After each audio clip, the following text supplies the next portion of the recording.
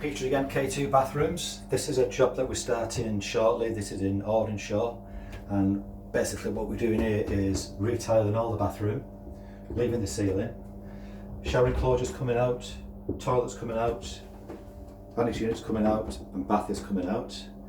And what we're doing here is fitting a 1700 by 800 wide anti-slip shower tray, which is about 40mm high.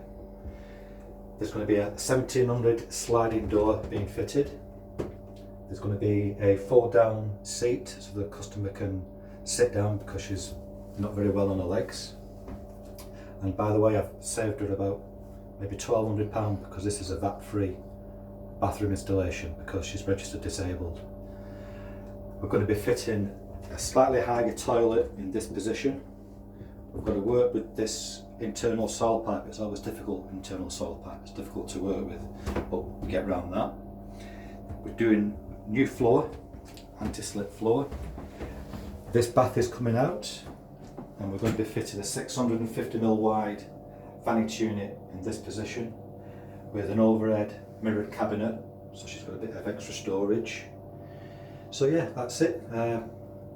Peter K2 Bathrooms.